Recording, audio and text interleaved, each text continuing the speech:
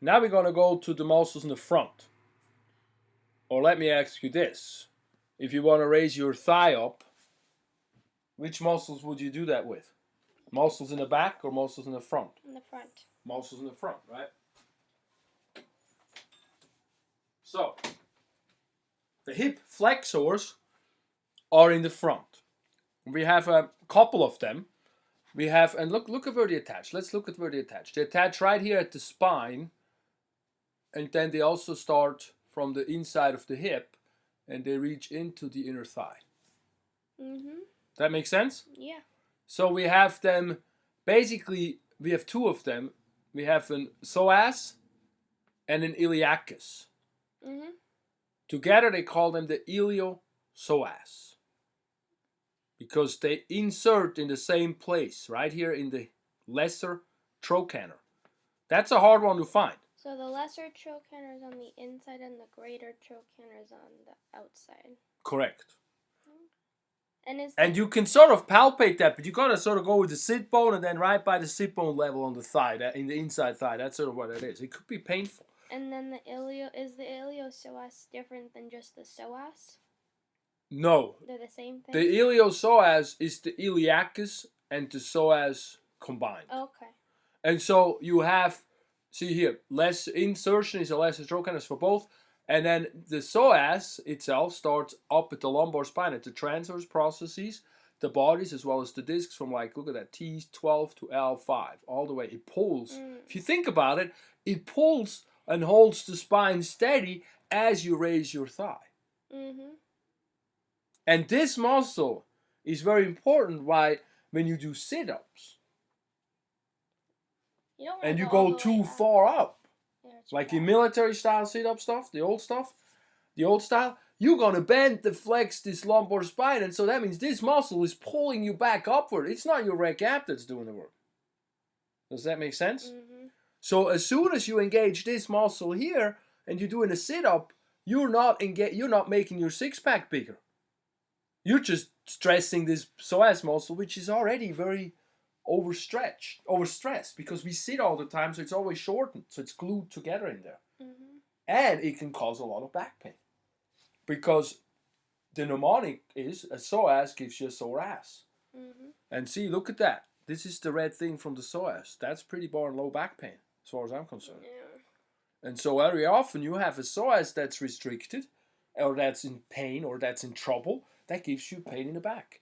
And what you can do is you can stretch that muscle, and that helps. So you can do a lunge. See the lunge here? The lunge, yeah. Lunges, that stretches this muscle right here as it comes down. So that's the psoas. And the iliacus just starts at the iliac fossa. Okay. And then it pulls on the hip and it does the same thing. Would you say like good ways to work abs are leg lifts if you lie on your back and you just are using your core to lift up your legs? Well, actually, I've learned something new. I don't think we need to do that. Because if you look at the six-pack is right here on top from the pubic bone up to the xiphoid. So it lays right on top here after all this gut is covered, right? Yep. And so if you actually lay on your back and you curl up to just about here, this area, like here, you don't engage the psoas yet. Okay, so like a curl up. A quarter sit-up? Yeah. Partially? Well, like a curl up. So you don't flex your neck. You kind of try to come from your chest, but you just lift up your chest basically, and that's it. You don't do more than that. As soon as you feel the muscle right underneath the xiphoid contracting, you're activating that muscle. Like that? Yeah, that's enough. And you're activating that muscle. And when that rec ab is activated, one section, the whole rec ab activates as one unit. Does that make sense? Yeah. So that's one of the learnings that I've learned lately. And so that curl up, so to speak, which is, the girly push-up, some guys going, Or sit up. But if you actually do it really right, I can make you squirm. Really effective. Yeah, if you so much, or you tell me in class, I'm going to make sure I show you the class how to do it on you.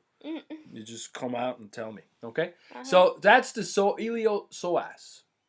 And that's what we can learn from that muscle. That's a really cool muscle. It's a very strong muscle. And that's a good stretch for it. Yeah.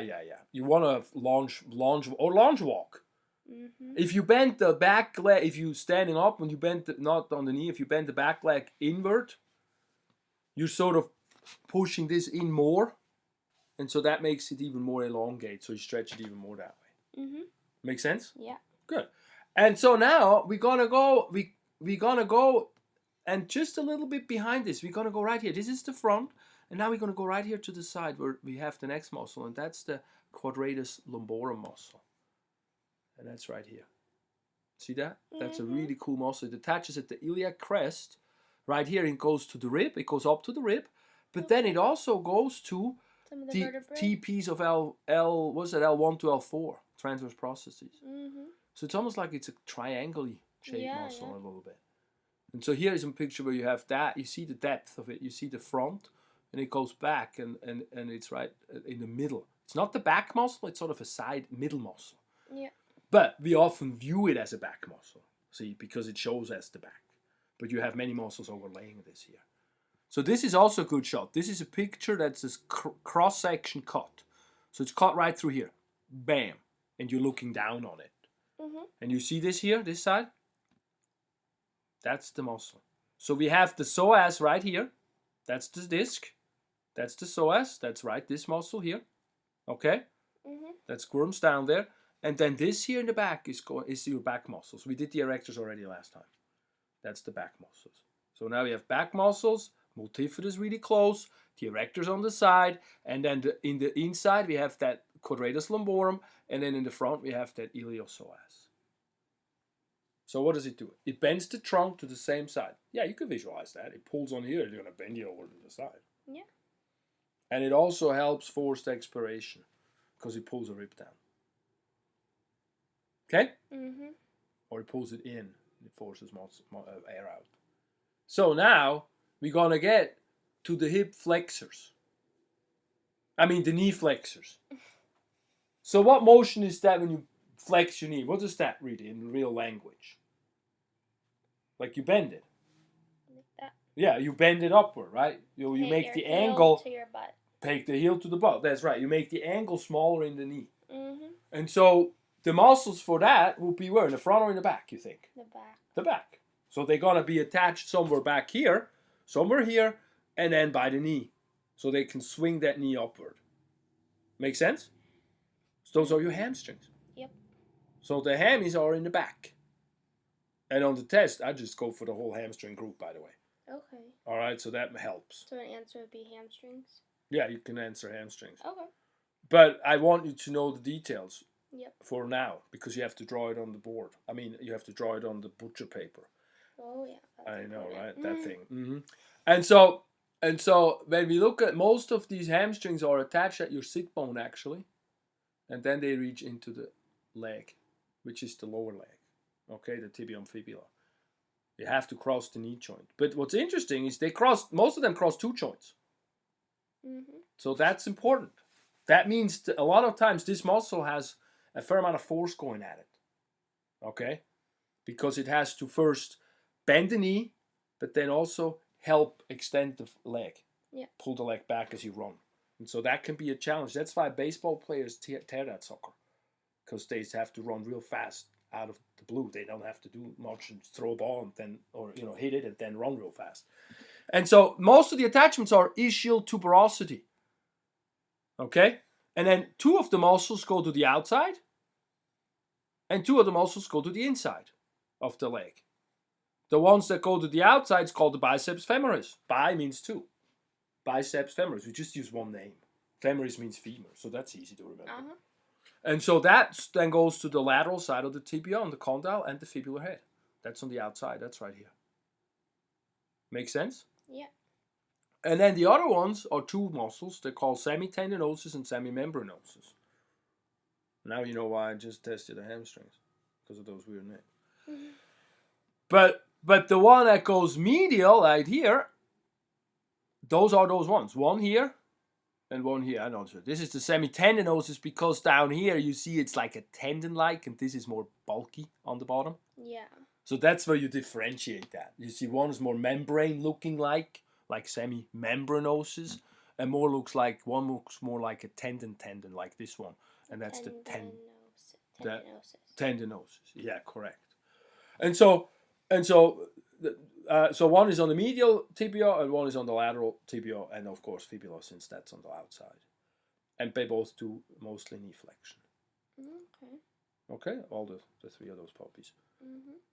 There you got a yoga pose. I'm not going to say this is just a stretch pose. I know, but it's from a yoga picture. Okay, and then we have to go, guess what, to the other side of the thigh. The knee extender. See, knee is actually kind of cool because the knee basically flexes, it bends it, and then that's it. It goes back to normal. It doesn't rotate. You think it might rotate, but that's on the foot. That's up in the hip. The whole leg rotates. Yep. So the knee itself does only really two main motions. What would you consider this? Moving your... I don't know. Specialty movement. We're not going to worry about that in this moment here. There's a little bit of a rotation on the femur, and we're going to get into that in one muscle, but it's very minute just to lock the knee in. But the big muscles on the front are the quadriceps, the knee extensor. So now you're straightening the knee out, and so those, most of them, I guess what, are attached they go from the front of the thigh into the knee. Yep. Makes sense. So look at that. Most of them go into the tibial tuberosity. That's that bump in the front of the knee. That's what that is. This one, tibial tuberosity. And then most of them, they do what? They do knee extension. That's their action for the most part. These are the strongest muscle in the body if you think about standing up. These need to be contracting to stand up. Every time you stand up, they contract. As a matter of fact, if you stand, it's a rhythmic contraction in them that you don't fall down. You just don't notice that. And if they don't rhythmically just contract, you will fall down. But they have to be activated. Thank God you don't have to think about that. That's a reflex. So we have a few of them. We have 4 of them. Quad means 4. We have a vastus, lateralis, medialis, and intermedius. So 3 vasti. And then we have one that's called rectus femoris. And what's interesting is the vastus, lateralis, and medialis, they start in the linea aspera. They start in the back of the femur. That's here. And then they wrap around and come to the front, into the knee. So they're massive. The medialis is here. The lateralis is here. These are some of the biggest muscles we have by mass in terms of strength. So they wrap around from the back of the thigh to the front of the knee. Then they anchor into here, the tibial tuberosity. Sensible? The vastus intermedius, that one arises. Where is there a picture of it? I don't have a picture of it. That one shows up. Yeah, right here. No, that's the rectum. That one shows up right on the front of the femur, right about here in this whole section. Okay? And then it goes into the tip of the knee. And then on top of that, we have a rectus femoris. And the rectus femoris is interesting because that one starts at the ASIS. We had that before. And goes into the knee. So that starts up. It's actually not the ASIS, but it's close enough. It's inside a little more. It just was a little bit more difficult to write that down and then have us all find it. So I put the ASIS there. But it starts at the hip. So it's going to cross 2 joints. So like very often, you can have a problem here with this muscle, but the problem could be, or a cramp here, but the problem could be your psoas. Because your psoas, and then this muscle helps the psoas pull the knee from this. This angle is weird, but it helps it. Does that make sense? Yes. Visualizing? Okay, great. So from there then, let's just do the last couple.